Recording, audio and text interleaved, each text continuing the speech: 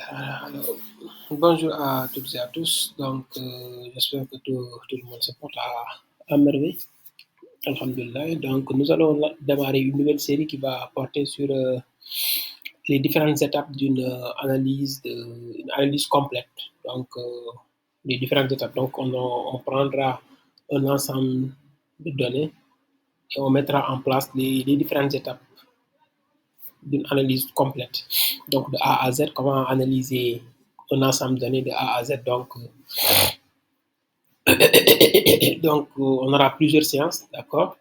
Donc, plusieurs séances. Donc, nous allons segmenter cette série en plusieurs séances. Donc, une première séance où nous allons revenir sur l'analyse descriptive, parce que là, sur les statistiques descriptives, là, les statistiques descriptives représentent un élément essentiel, un élément incontournable dans ce phénomène d'analyse des données, d'accord. Donc, c'est une étape vraiment, je dirais, une étape vraiment très importante. Donc, si elle est elle est très bien faite, donc elle va nous permettre de pouvoir comprendre notre ensemble de données, de pouvoir, oui, d'accord, d'avoir une maîtrise de notre ensemble de données. Donc là, pour cette première séance, nous allons, l'objectif nous allons réaliser un analyse descriptive. Donc l'objectif c'est de comprendre les statistiques de base d'accord, de la distribution des données, d'accord. Donc nous allons voir tout ça. Donc au niveau de la première séance, on aura une deuxième séance dans laquelle nous allons revenir sur, nous allons attaquer ou bien parler de la partie nettoyage, nous allons parler oui, du nettoyage et de la préparation des données, comment nettoyer, comment préparer les données, d'accord. Donc dans cette partie nettoyage et préparation des données, nous verrons, la gestion des valeurs manquantes, nous verrons aussi la gestion et traitement des valeurs aberrantes, nous verrons aussi, d'accord, dans certaines situations, comment corriger le type, parce qu'il se pourrait que, par exemple, au niveau de notre ensemble de données, par exemple, qu'une variable soit déclarée, soit typée par exemple, là, sous format numérique, alors qu'elle devrait être typée sous format catégoriel, vice-versa, d'accord. Convertir, transformer, donc convertir le type. Donc, nous verrons aussi comment supprimer les doublons, et nous verrons aussi comment réaliser ce qu'on appelle cette normalisation et cette standardisation, parce que des fois aussi, nous pouvons recevoir un ensemble de données avec des variables qui ne sont pas dans la même échelle. Et dans ces situations-là, il faudrait, par exemple, mettre toutes ces valeurs dans la même échelle, ce qui pourrait apporter, par exemple, d'accord, une meilleure précision, ce qui pourrait rendre les résultats meilleurs par rapport au travail visé par rapport aux objectifs recherchés, d'accord, ou bien aux objectifs fixés, d'accord. Donc, là, je vais partager mon écran et nous allons sans plus tarder démarrer cette première séance-là, d'accord. Ok, donc là c'est bon, donc l'écran est, vous voyez mon écran, donc là c'est bon, donc là je vais couper le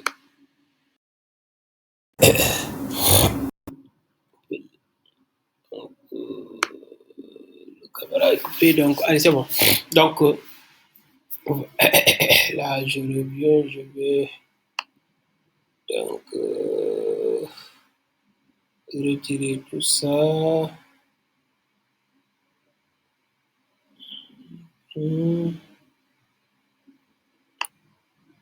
D'accord. Ok, donc là, sans plus tarder, donc nous allons démarrer. Donc la première, donc c'est ça, hein, nous allons réaliser une analyse descriptive. L'objectif, c'est de comprendre les statistiques de base. Et donc, ça a eu les mesures ça a eu les tendances centrales, les mesures de dispersion, d'accord. D'accord. Donc, quand on parle de mesures de tendance centrale, nous faisons allusion à la moyenne, nous faisons allusion à la médiane, nous faisons allusion au mode. Maintenant, quand nous évoquons cette notion de mesure de dispersion, là, nous faisons allusion à l'écart type, nous faisons allusion à la variance, nous faisons allusion à l'étendue aussi, d'accord. Généralement, c'est les deux que nous utilisons, hein, l'écart type et l'étendue, hein. D'accord. On aura aussi, par exemple, là, on aura la possibilité de pouvoir vérifier la distribution, vérifier la distribution, parce qu'à partir de là, déjà à partir de là, avec ces mesures de tendance et ainsi de suite, nous pouvons avoir une idée sur la distribution. Maintenant, les histogrammes et les boxplots vont nous permettre de pouvoir approfondir les constats, d'accord, donc les observations faites dans ces deux parties-là, nous pouvons les vérifier, les confirmer, d'accord. D'accord. Donc, toujours la première partie consiste à cette première partie consiste à charger les librairies, d'accord. Donc, nous pouvons après revenir sur les librairies, hein, donc, d'accord. D'accord, donc je vais exécuter. Ensuite, là, c'est un ensemble de données que j'ai téléchargé, hein, donc un ensemble de données que j'ai trouvé dans Kaggle. Donc, un ensemble de données que nous allons utiliser. Donc, c'est pas ça qui est plus important. Ce qui est plus important, c'est une fois que l'ensemble de données sera chargé, quelles sont les différentes étapes et le travail qu'il faudrait faire. Donc, c'est un fichier Excel et c'est la raison pour laquelle j'ai utilisé read Excel, d'accord. Donc, si c'est un fichier CSV, donc je vais utiliser read CSV, d'accord. D'accord, c'est bon. Donc là, ouais, là, il y a un travail qui se fait derrière. Donc, tant que le chiffre là ne s'affiche pas là, donc attention, j'ai même sauté l'installation de l'autre. Donc,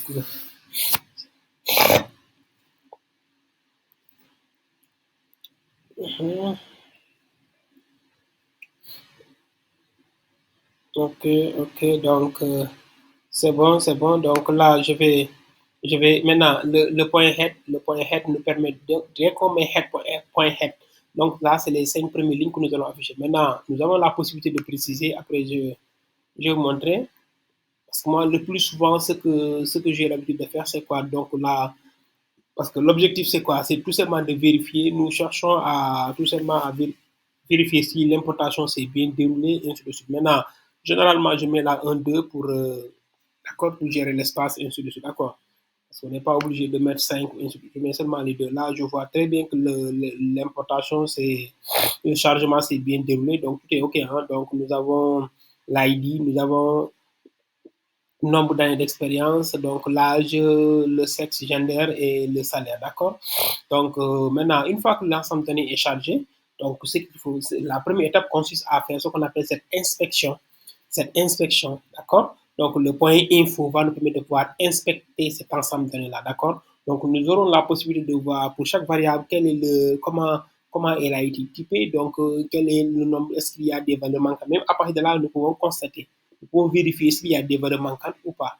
Donc le df.info, donc df.info, donc nous allons l'exécuter. Ouais. Donc avec le df.info, ouais, là nous nous retrouvons avec un ensemble où il n'y a que 5 variables, hein. Donc là, vous voyez, donc de 0 à 34, nous avons 35 entrées, d'accord. Et là, nous avons combien? Nous avons 5 variables. Donc, l'ID, nombre d'années d'expérience, l'âge, gender, qui signifie là le sexe, et le salarié, donc le salaire.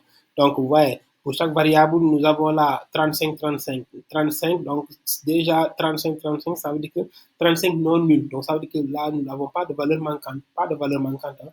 Comme c'est 35, nous avons 35 et les 35 sont là, 35 non nuls, donc pas de valeur manquante. Donc, nous sommes confrontés ou bien nous avons un ensemble donné où il n'y a pas de valeur manquante. Donc, ça, c'est une situation intéressante, importante. Maintenant, n'oublions pas que, par exemple, là, il y aura une deuxième séance dans laquelle nous allons revenir par exemple, là, nous allons revenir sur, par exemple, là, la partie nettoyage et préparation. Il y aura aussi une troisième séance dans laquelle nous allons revenir sur l'analyse exploratoire des données. D'accord? Pour la troisième séance. La quatrième séance, nous allons revenir sur l'analyse inférentielle, parce que toute l'analyse de données consiste à, donc, ce sont ces différentes étapes qui définissent l'analyse complète de l'analyse des données, d'accord. Il ne s'agit pas seulement de faire une analyse descriptive et ainsi de suite. Donc, il y a différentes étapes. Donc, l'analyse descriptive qui va me permettre d'avoir plus d'informations, de pouvoir comprendre mon ensemble de données. Ensuite, il y a la partie nettoyage et préparation des données. Maintenant, cette étape, elle est fondamentale, elle est capitale, parce que c'est elle qui va nous permettre de pouvoir après, parce que nous ne pouvons pas. C'est comme si, par exemple, vous prenez de l'eau où il y a pas mal de déchets et vous voulez le boire. Pour que l'eau soit buvable, il faudrait d'abord nettoyer. D'accord? Donc, c'est la même chose. Là aussi, les données, il faudrait d'abord les nettoyer. Donc, pourquoi nous faisons ce travail-là? Parce que là, c'est des données, une fois, quand on utilise des données non nettoyées pour faire une analyse, les résultats ne seront des résultats qui n'auront pas de valeur, des résultats qui seront, je ne dirais pas biaisés, mais des résultats qui n'auront pas de valeur. D'accord? Donc, si les données sont propres, sont bien nettoyées, les résultats seront aussi OK, très bien, seront utiles, vont nous permettre de pouvoir prendre de meilleures décisions. Mais si les données ne sont pas, attention, si les données ne sont pas nettoyées, les résultats vont nous permettre de prendre de mauvaises décisions. C'est comme ça qu'il faudrait comprendre les choses, d'accord? Ensuite, on aura une troisième séance dans laquelle je vais revenir sur ce qu'on appelle l'analyse exploratoire. Parce que dans cette partie-là, on verra quels sont les, est-ce qu'il y a des variables, oui, est-ce qu'il y a des liaisons entre des variables, et ainsi de suite. C'est dans cette partie-là où nous allons, d'accord, les liaisons, les corrélations entre les relations entre les différentes variables, d'accord, comparer les distributions, d'accord, tout ça. Donc, ça va nous permettre aussi de pouvoir détecter pas mal de tendances, et ainsi de suite, d'accord. Donc, après, maintenant, tous ces éléments qui seront détectés dans la troisième séance, ces éléments-là pourront être vérifiés à l'aide de ce qu'on appelle des tests. Donc, c'est là où nous allons attaquer là, ce qu'on appelle la phase appelée la phase d'analyse inférencée, d'accord? Donc, où on aura pas mal de tests qui vont nous permettre de pouvoir infirmer ou bien de pouvoir, d'accord, de pouvoir confirmer ou de pouvoir rejeter ou accepter les hypothèses, d'accord, l'hypothèse nulle, ainsi de suite, d'accord, donc tout c'est ça. Hein. Ok, mais ne vous en faites pas, nous allons revenir sur tout ça, d'accord. Donc, mais pour la séance d'aujourd'hui, le travail consiste à faire ce qu'on appelle une analyse descriptive, d'accord. Ok, ok, donc nous avons, voilà, c'est un petit ensemble donné, hein, un petit ensemble, donc c'est bon, ça va. Maintenant, là, j'ai déjà inspecté l'ensemble donné, donc là, je vais utiliser le point describe. Ce point describe là va me permettre de faire ce qu'on appelle un tableau récapitulatif des statistiques descriptives. Même si après nous pourrons faire déterminer la médiane, la moyenne, le mode séparément, mais nous pouvons là nous aurons un tableau récapitulatif, un tableau avec d'accord pas mal d'informations. Voilà, là nous avons ce tableau là qui nous donne pas mal d'informations, hein, pas mal d'informations. D'accord? Donc là aussi, il suffit seulement de mettre là un point T pour prendre la transposée. D'accord? Donc, mais ça, pour moi, le plus souvent, je préfère disposer ça sous ce format-là. Donc, d'accord? Vous n'êtes pas obligé de le faire. D'accord? Donc, surtout s'il y a énormément de variables, donc, laissez ça dans l'autre format, vous risquez de ne pas pouvoir lire, comprendre, voir les autres variables. D'accord? Maintenant, là, la lecture, donc l'ID ne nous intéresse pas trop. Hein. Donc, les variables qui nous intéressent, c'est le nombre d'années d'expérience, l'âge et le salaire. Donc, le constat, c'est quoi? Donc, nous pouvons, d'abord, vous voyez là la valeur minimale. Si je prends le nombre d'années d'expérience, la valeur minimale et la valeur maximale. Donc, attention, ce tableau-là n'est pas, ce tableau-là, c'est un tableau qu'il faudrait lire, c'est un tableau qu'il faudrait comprendre. Donc, il faut apprendre d'abord à lire ces tableaux-là. Donc, ce tableau va nous donner pas mal d'informations. Et ces informations-là, nous pouvons après les vérifier avec des histogrammes, avec des box, ainsi de suite. D'accord? Ok, d'accord. Donc là, déjà, si je prends par exemple le nombre d'années d'expérience, nous avons le minimum, c'est une année. Et le maximum, c'est 27 ans. Donc, ça veut dire que là, les travailleurs par exemple, là, le nombre d'années d'expérience des travailleurs tourne autour d'une année à 27 ans. Un an à 27 ans, d'accord. Donc, ça c'est pour l'étendue. Maintenant, le plus souvent, c'est quoi? L'étendue, c'est-à-dire, l'étendue n'est pas un bon indicateur. Si je prends maximum et min, donc on aura l'étendue. Mais l'étendue n'est pas un bon indicateur. Pourquoi? Parce que l'étendue est, s'il y a des valeurs aberrantes, des valeurs qui sortent complètement du lot, ces valeurs, d'accord, donc risquent d'accord, de créer un problème. Donc, ça veut dire que là, on risque donc là, considérons que ce n'est pas un bon indicateur. D'accord? Maintenant, je vais prendre les mesures de tendance centrale, la moyenne et la médiane. Regardez si nous comparons la moyenne et la médiane. Vous voyez le nombre d'années d'expérience, la moyenne, ça veut dire 9,2. Donc, ça veut dire qu'en moyenne, en moyenne, les travailleurs, d'accord? Donc, en moyenne, les travailleurs ont 9 ans d'expérience, en moyenne. En moyenne, hein, ont 9 ans d'expérience, d'accord? Donc, là, nous avons 50% des travailleurs qui ont moins de 6 ans d'expérience. 50% des travailleurs ont moins de 6 ans d'expérience. Donc, déjà, si vous regardez, 50% ont moins de 6 ans d'expérience. Alors que là, voyez là, l'étendue est à 27 ans. Vous voyez ce qui se passe. Donc, par rapport à... Mais ce n'est pas un bon indicateur. Donc là ça dit 50% ont, 50% des travailleurs ont moins de 6 ans d'expérience. D'accord? Donc, si je prends maintenant le premier quartile, 25% et troisième quartile. Premier quartile, 2,5, ça veut dire qu'on a, nous avons 25% qui ont moins de 2,5, qui ont moins de 2 ans et demi. Moins de 25% qui ont moins, d'accord? Donc, on a moins de 75%, moins de 75% qui ont combien? Qui ont moins de 75% qui ont par exemple 15 ans d'expérience. Là, moins de 25% ont 2 ans et demi d'expérience. Hein? Donc, moins de 75% ont 15 ans d'expérience. Mais ça veut dire que, donc, ça veut dire que là, les 25% ont plus de 15 ans d'expérience. Hein? C'est ça que ça signifie. On est toujours dans la partie avec cette variable-là, expérience, nombre d'années d'expérience, d'accord? Donc là, d'accord, c'est possible de... Maintenant, si nous comparons la moyenne et la médiane, 9 et 6, donc, ouais. Donc, il y a... L'écart n'est pas négligeable, d'accord? Maintenant, cette mesure les mesures de dispersion, donc l'écart type qui est égal à 7,2, donc voilà, l'écart type est. Donc là, je considère qu'il y a une grande dispersion entre le nombre d'années d'expérience. Il y a une grande dispersion. Et c'est même un facteur, un élément qui pourrait justifier le fait que, voilà, un élément, oui, entre l'étendue, le min et le max, vraiment. Ouais, donc là, le nombre d'années d'expérience et il y a une grande dispersion. Hein. D'accord? Donc, si je prends aussi l'âge, maintenant, considérons l'âge. Pour l'âge, donc, je dirais que là, l'âge moyen, l'âge moyen des travailleurs est de 35 ans. 35 ans, l'âge moyen. L'âge moyen des travailleurs est de 35 ans. Donc là aussi, nous pouvons toujours déterminer l'étendue. L'étendue, c'est 62 moins 17. Là, on va se retrouver avec combien? Avec 50, non, avec 45 ans. 45 ans, oui, mais 62, on verra ça. Donc, le plus souvent, on considère c'est parce que l'étendue n'est pas un bon indicateur. Parce qu'il y a des valeurs aberrantes, donc l'étendue a tendance à être. Ces valeurs ont tendance à influencer l'étendue. Du coup, on risque de ne pas se retrouver. Donc, on considère que l'étendue n'est pas un bon indicateur. D'accord?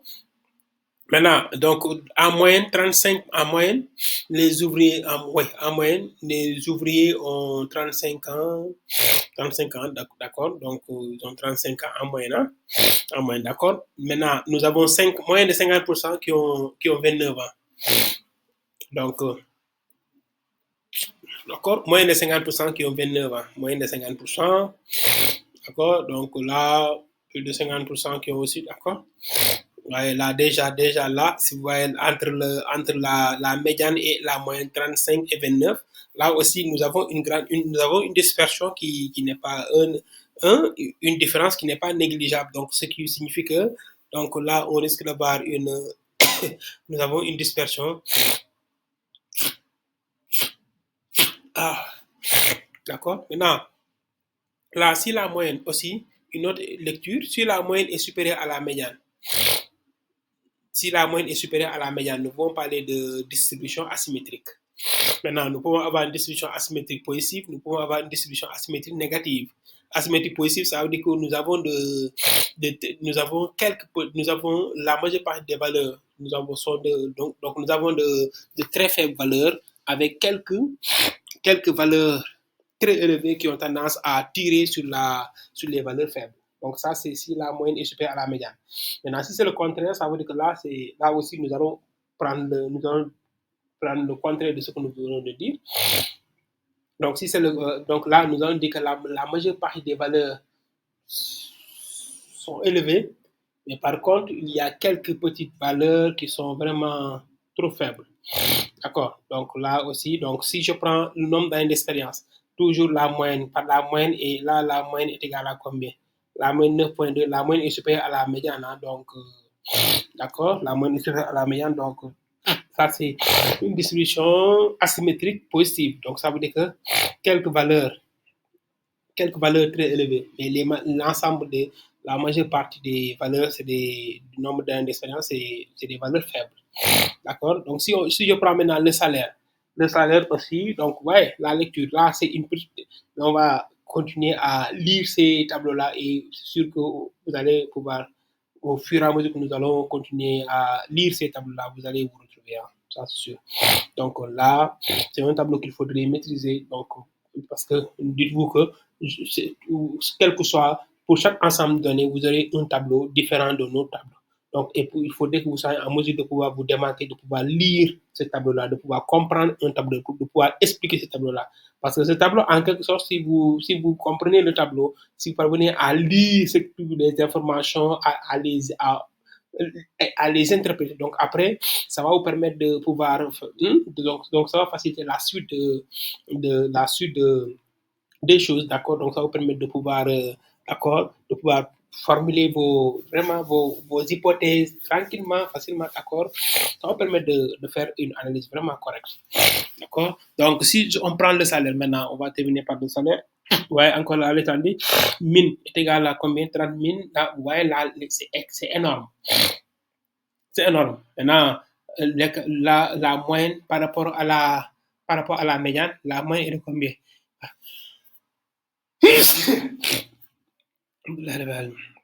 La moyenne, je vois 1, 2, 3, 5, 6, 1, 2, 3, 4, 5, 6. La moyenne, c'est 2 millions, hein? 2 millions et quelques. La médiane est égale à combien? La médiane est égale à combien? C'est 2 millions encore, hein?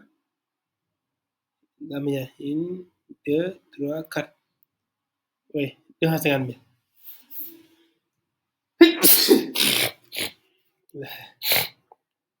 Désolé. Donc, la médiane est égale à 250 000. Vous voyez la différence entre la moyenne et la médiane? Oui, cette différence, elle est énorme.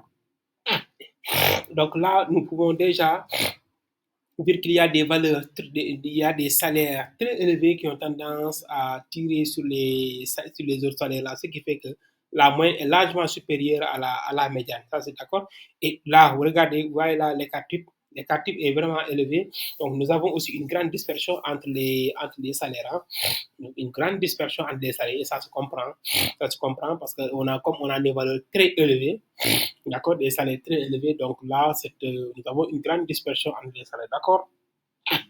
Donc là, nous avons 25% qui ont un salaire est égal à 22 500. 25, moins de 25% ont un salaire égal à 22 500, d'accord. Donc là, moins de 50% ont un salaire qui est égal à combien? 250 000. D'accord. Et là, si vous regardez, nous avons moins de 75%, moins de 75% qui ont un salaire qui est égal à combien? 3 270 000. Mais par contre, entre 75, là, nous avons plus de. Nous avons 25%, 25%, 25% qui ont un salaire qui. D'accord, bah ouais, c'est énorme, supérieur à 3 270 000. D'accord. Donc, voilà la lecture, là, c'est cette lecture. Donc, si vous maîtrisez. D'accord. Donc, au fur et à mesure que vous allez lire des tableaux, vous allez pouvoir vous allez comprendre pas mal de choses, d'accord. Il y a des choses qu'il faut, d'accord. Donc, mais tout ça, c'est les statistiques qui vont faciliter la tâche, ainsi de suite, d'accord. Maintenant, ce que nous venons de faire, donc voilà, avec seulement Describe, nous avons pu récapituler le tableau, d'accord. Donc, nous avons pu récapituler, par exemple, tous ces résultats-là. Donc, nous avons pu faire un tracer un tableau récapitulatif qui nous donne toutes ces informations, la moyenne. Donc, maintenant, le mode n'est pas là, d'accord. Parce que quand on parle de mesure de tendance centrale, il y a la moyenne, la médiane, le mode. Quand on parle de mesure de dispersion, il y a l'écart type, il y a la variance, il y a l'étendue, d'accord. Donc là, dès qu'on a l'écart type, généralement, dès qu'on a l'écart type, c'est bon, hein, l'écart type. Donc, parce que n'oubliez pas que la variance, Négatif, c'est la racine carrée de la variance. D'accord? Donc, pas de souci. Donc, pour l'état nu aussi, l'état nu le plus souvent n'est pas un bon indicateur s'il y a des valeurs très élevées, s'il y a des valeurs aberrantes, des valeurs. Maintenant, le plus souvent, au début, je parle de valeurs atypiques. Parce que dans la famille, parce que toutes les valeurs ne sont pas des valeurs aberrantes. Parce qu'à l'intérieur, c'est la famille des valeurs atypiques. À l'intérieur, nous pouvons avoir des valeurs qui sont très élevées et normales. Et nous pouvons aussi avoir des valeurs très élevées qui sont des valeurs aberrantes. D'accord? Donc, parce que pour pouvoir dire que ça, c'est une valeur aberrante ou pas, il faudrait d'abord détecter les frontières, déterminer les frontières et à partir de là, vérifier si la valeur est à l'extérieur ou bien à l'intérieur. Si elle est à l'extérieur, oui, nous pouvons considérer qu'elle est aberrante. D'accord? Ok, ok. Maintenant, nous avons cette possibilité-là aussi de pouvoir déterminer la. Ouais, là, je vais faire ça en un seul coup pour la moyenne. Donc là, pour l'expérience, pour l'âge et pour le salaire. Donc, je mets tout ça à l'intérieur. Donc, point mine va nous donner la moyenne. D'accord? Donc voilà, pour l'expérience, pour l'expérience, le nombre d'années d'expérience, donc 9,2.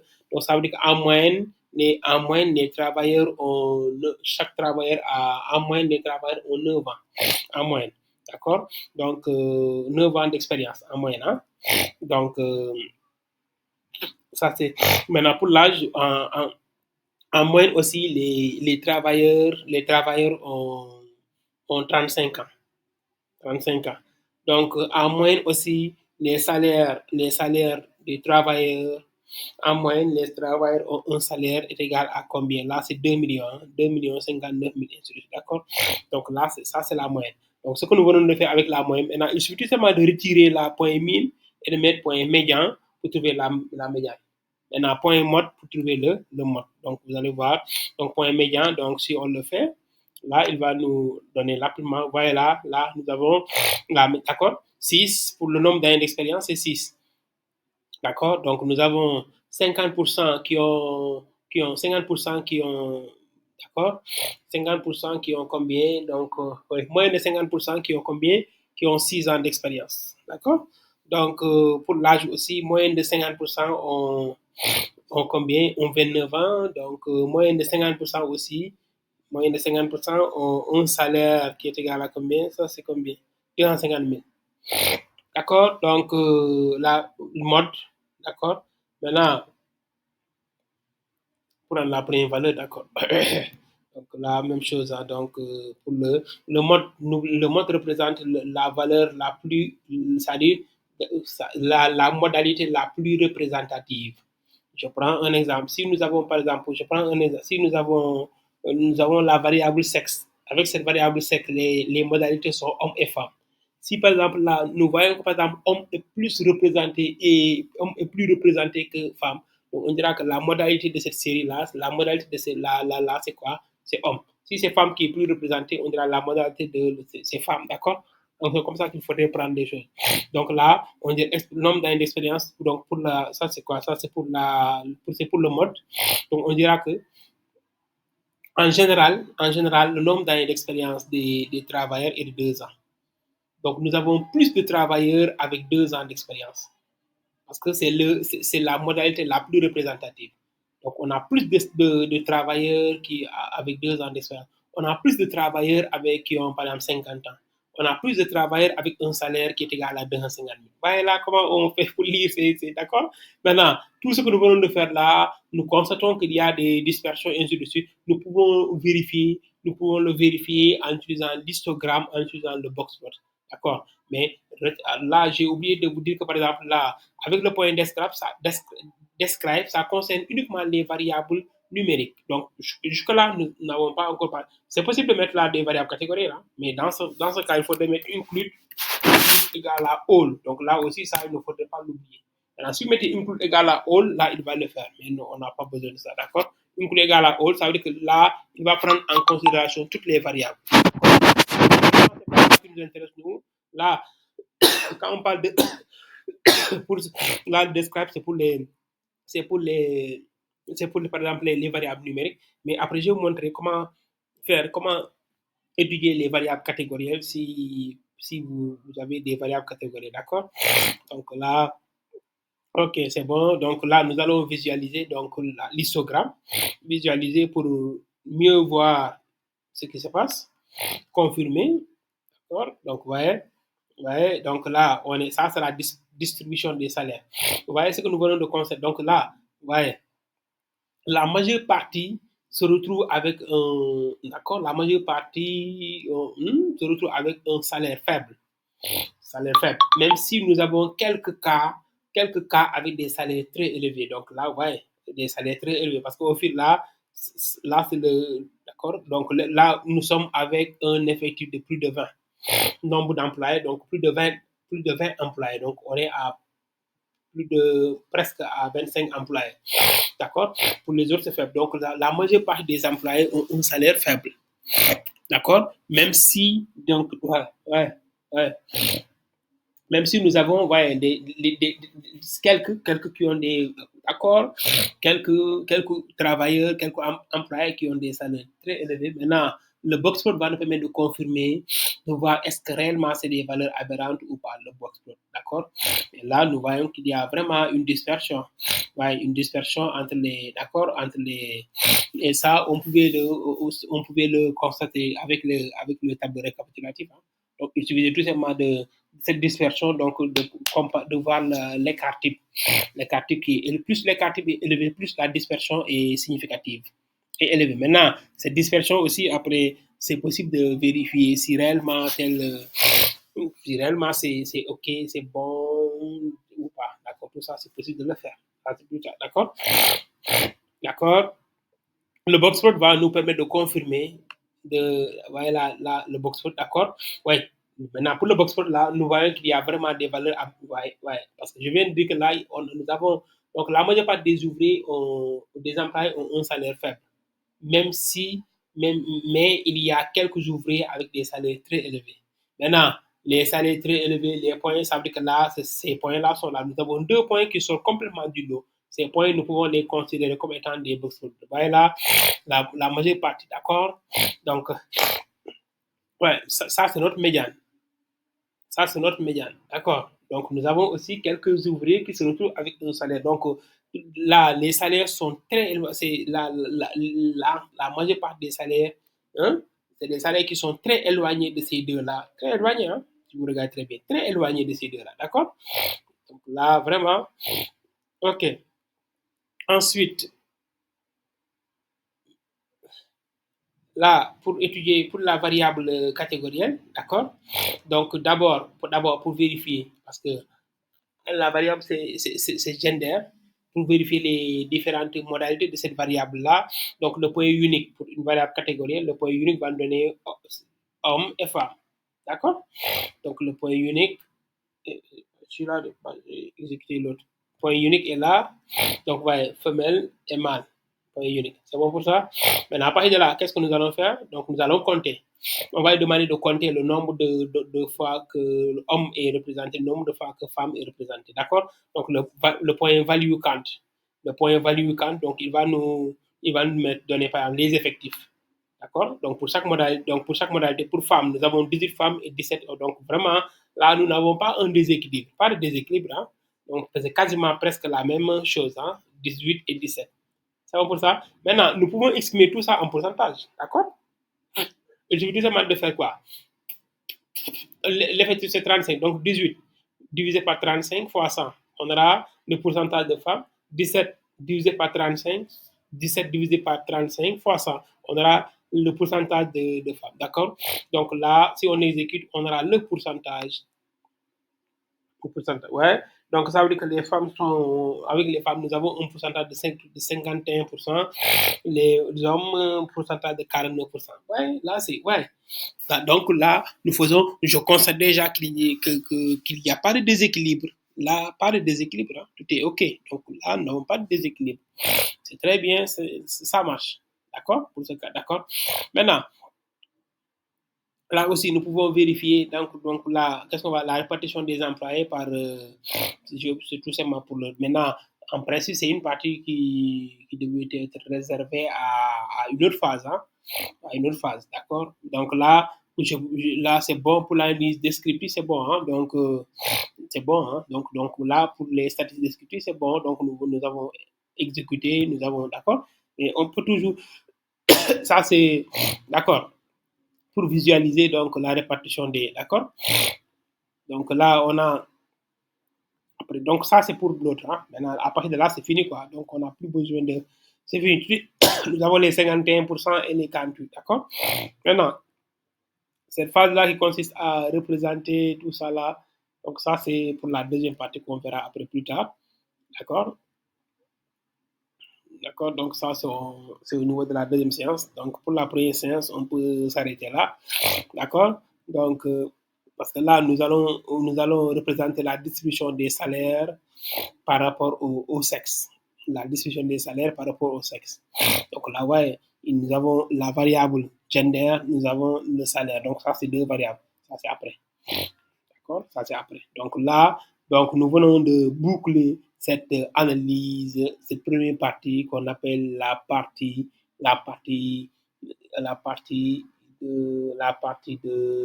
d'inspection, la partie qui va nous permettre de mieux comprendre notre ensemble de données, la partie qu'on va appeler aussi la partie d'analyse descriptive. Donc là, nous venons de faire une description de notre ensemble de données, d'accord. Donc dans l'analyse descriptive, ou bien les statistiques descriptives consistent à faire quoi? Consistent à résumer et à décrire les données. C'est bon pour ça. Donc là, nous avons pu résumer et décrire les données, d'accord. Donc dans cette partie, nous ne cherchons pas à établir des relations entre les variables, pas du tout. Donc tout ce que nous cherchons à faire là, c'est quoi? Là, nous cherchons à décrire les données, décrire, d'accord. Donc, on aura une description claire, précise et nette de notre ensemble de données. Ce qui va nous permettre, ce qui va nous orienter pour la suite, ce qui va nous donner, par exemple, là, des pistes pour la suite, et ainsi de suite. D'accord. Donc, c'est ce travail-là que je voulais réaliser avec vous. Donc, pour la première séance, donc, la première séance s'arrête là. Donc, je mettrai aussi le fichier. Le fichier je partagerai aussi le fichier. Maintenant, si je l'oublie, vous pouvez m'envoyer un message pour me le rappeler, ou bien si vous avez besoin du fichier aussi, vous pouvez m'envoyer un message et je vous ferai le plaisir de le partager avec vous. Là, je n'ai aucun problème avec ça, d'accord. Donc là, nous venons de réaliser notre analyse descriptive. Donc, si vous avez un ensemble donné et là, vous voulez réaliser cette première étape qui consiste à faire une analyse descriptive, c'est ce travail-là qu'il faudrait faire. D'accord. Donc, c'est ce travail-là qui vous attend. Et c'est comme ça qu'il faudrait faire cette première phase. D'accord. Donc, vous voyez, jusque-là, même si on ne s'est pas trop focalisé sur la, même si, oui, c'est une situation où nous n'avons pas de valeur bancaire, mais on verra comment après régler les problèmes de ces valeurs manquantes. Mais là, l'objectif, c'est donc là, dès qu'on a notre ensemble donné, parce que vous recevez un ensemble donné, vous n'avez pas suffisamment d'informations sur cet ensemble donné. Donc, la première chose à faire avant de commencer à supprimer, avant de commencer à nettoyer, mais il faudrait d'abord faire cette phase d'inspection. Il faudrait avoir une meilleure compréhension de votre ensemble donné. C'est ce qui va vous permettre après de pouvoir vous démarquer, de pouvoir mieux exploiter cet ensemble donné. Donc, je vous dis à très bientôt. Que le Tout-Puissant Allah veille sur vous. Allez, merci beaucoup. À très bientôt pour la suite. Merci.